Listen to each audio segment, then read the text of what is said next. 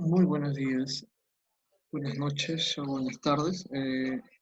Vamos a hablar hoy acerca de lo que es la poesía y el verso. Esta clase será algo corta, ¿no? Porque el tema también lo es. Empecemos. Bueno, vamos a ver, leamos el texto un poco con detenimiento, ¿no? Dice así: olvidemos por un momento las preguntas y las respuestas. Por un momento solo observemos la vida sobre nosotros, el viento helado, el verano corriendo, las calles, la soledad de los pájaros en los cables de luz, el fluir de la sangre por las venas. ¿Qué sentiste? ¿Qué recuerdas? ¿Qué es poesía? La poesía es un arte y un destino, el arte de ver distinto, de ir hacia nuestro interior. Por algo, el poeta Rilke decía que solo necesitamos ahondar en la infancia para escribirla. Escribir es el modo de atraparla, eternizarla, para que otro la desate. Drummond de Andrade, gran poeta brasileño, decía que todos tenemos una llave para abrir las palabras. En tiempo de Facebook, esta parece perdida. ¿Te atreves a buscar la tuya? Bien, bueno, según el poema hay un elemento básico para, bueno, según el texto, perdón, hay un elemento básico para que surja la poesía, ¿no? Aquí nos va a decir que eh, va a surgir, porque está, eh, a partir de los recuerdos, ¿no? Nos da varias posturas. Nos dice, por ejemplo, que para Rilke es ahondar en los recuerdos, para Drummond de Andrade es una llave para fritar las palabras, ¿no? Sin embargo, eh, hay que tener una propia definición, ¿no? En sí, la poesía o la literatura en general, pero en particular el lenguaje literario, es un defecto del lenguaje, ¿no? Es una forma de usar, una forma especial de usar el lenguaje. Cuando esta armonía, este efecto del lenguaje se conjuga con una intención estética, tal vez política, ¿no? Y ética, se tiene lo que es poesía. Hay otra definición importante que hay que tener en cuenta, que no es lo mismo poesía que poema. Dentro, así como en la fonética, la unidad mínima pues es el fonema, ¿no? La morfología, el morfema. En la poesía va a ser el poema. El poema es la unidad mínima, ¿no? En la que se subdivide la poesía, pero un poema puede ser cualquiera. Sin embargo, la poesía es algo selecto, no, no todos los poemas tienen que ser poesía. Es una definición que Octavio Paz la dice. Pero en el caso de hoy vamos, para no ahondar tanto y no entreverarnos mucho, vamos a decir simplemente que la poesía es un defecto del lenguaje y un uso especial de la palabra. Bien, vamos a continuar con el temario, ¿no? Vamos a ver que vamos a encontrar primero un acercamiento a la poesía, ¿no? La prosa y el verso, ejercicios y unas... Bien, primero, acá, no solo imagina lo precioso que puede ser arriesgarse y que todo salga bien. Es una frase aparentemente trivial, ¿no? Una frase que cualquiera lo puede decir, no tiene extraordinaria la frase. Sin embargo, acá hay una intención estética, ¿no? De producir algo. Bueno, eso ya es poesía, eso ya es poesía, ¿no? Pero hace rato dijimos que no todo poema llega a ser poesía. Bueno, pero en este caso se valida también con la intención general del autor, ¿no? El autor Mario Benedetti tiene una particularidad, una forma de mostrar, de ver el mundo, de ver el amor en este caso. Ahí ya tenemos la intención, la sumamos a este goce estético que quiere provocar, ya tenemos lo que es poesía. La poesía, ¿no? También llamada género lírico, es un acto de observar y de belleza. El poema es la acción de escribirlo. Se escribe poesía, se hacen poemas. Bueno, estas definiciones de acá son de manual. Vamos a tratar de dejar un poco de ello, ¿no? Hace rato dije que el poema y la poesía no son lo mismo, ¿no? Que no todo poema llega a ser poesía.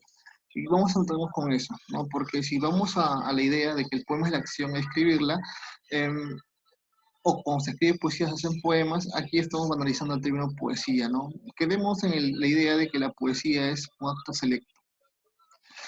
Bien, ahora, esto sí es importante, ¿no? Los poemas tienen una forma, ¿no? Usan los versos, aunque también hay poemas en prosa, los llamados prosemas. Los poemas en versos siempre han sido en verso porque, bueno, desde la antigüedad, ¿no? El verso es se suele decir que con el verso el poeta muestra su maestría, sobre todo es el verso contado, ¿no? Con ciertas métricas filadas, métricas contadas. Sin embargo, con las experimentaciones vanguardistas del siglo XX, han ido cambiando, ¿no? Primero los románticos echaron el verso y optaron por el verso libre, ¿no? Por la libertad, por dejar los moldes. Sin embargo, en el siglo XX ya se empieza a experimentar con el formato, con los poemas visuales, vemos los caligramas, ¿no? O también se puede llegar a tradición japonesa con los haikus, ¿no? Poemas breves de tema eglógico. Bien, bueno, como decía, esta es una definición de manual, ¿no?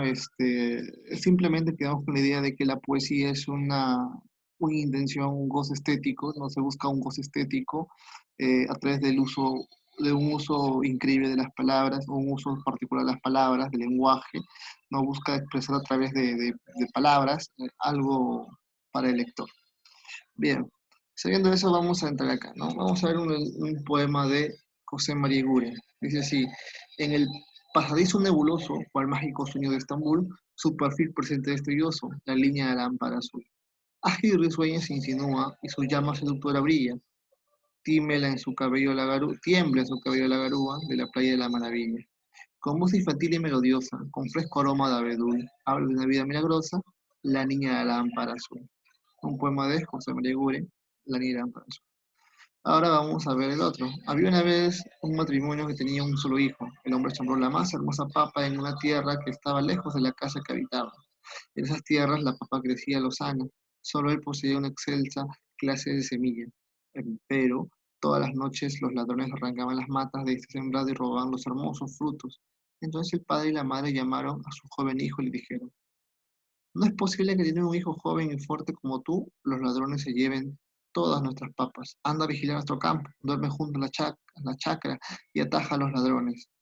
José María Arguedas, joven que cielo.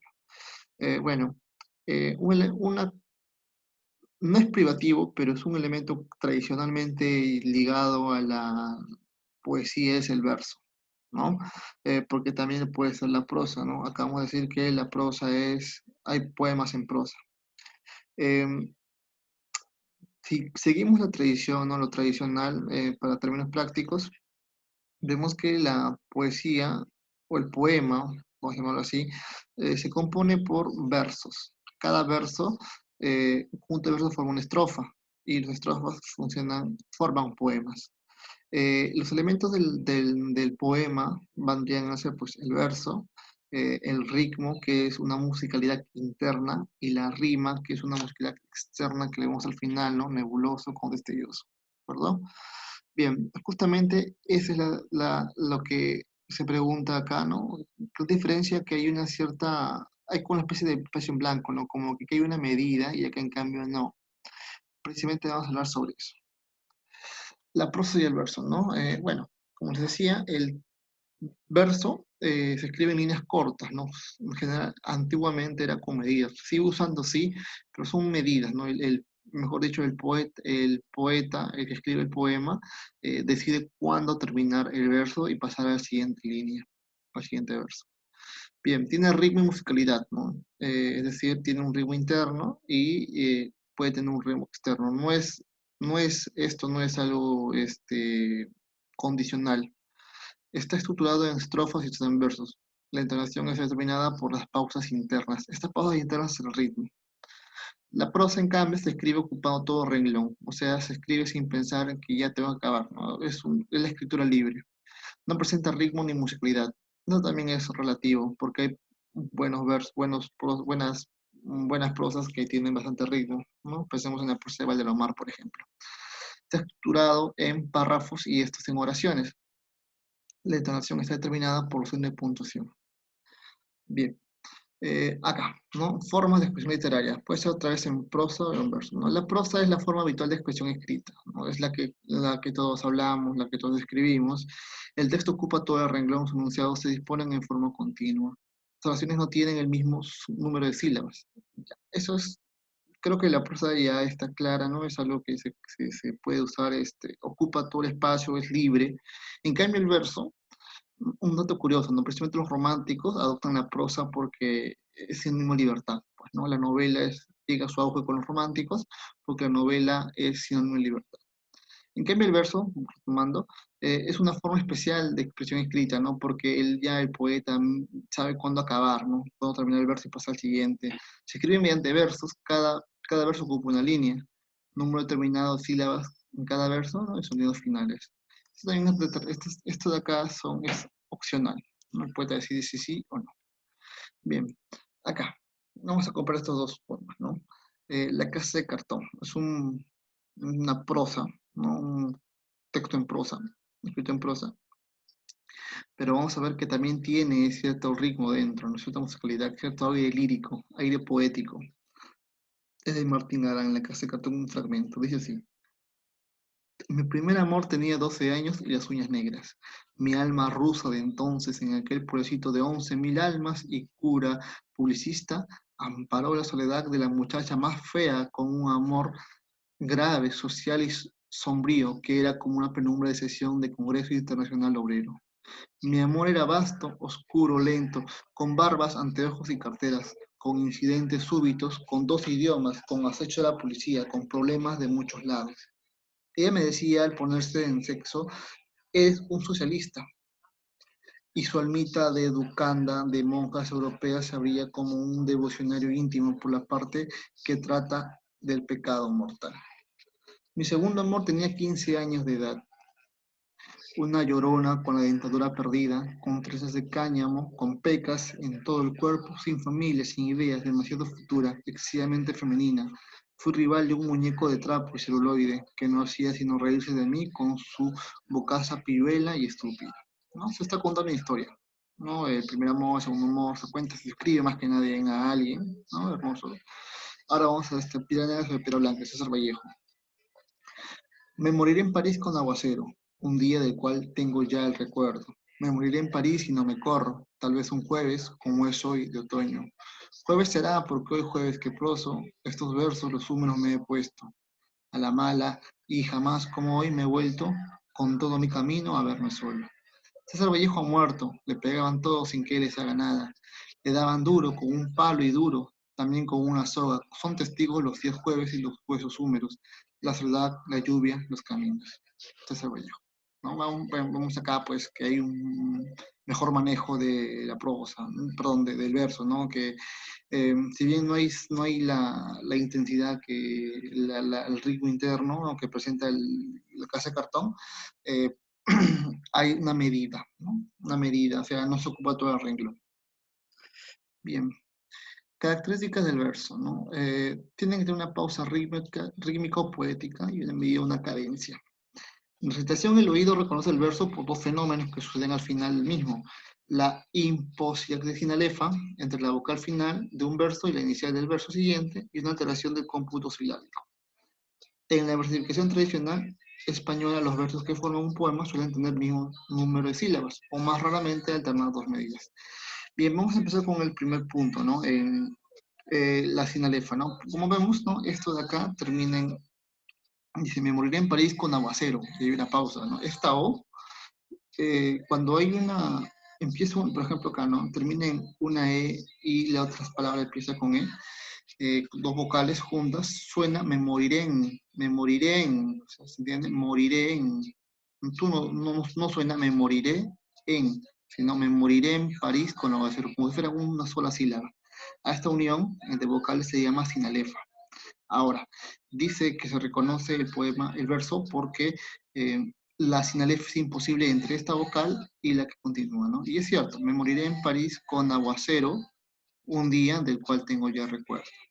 ¿Se entiende? ¿No? Se ve esa anotación, ¿no? Acá también.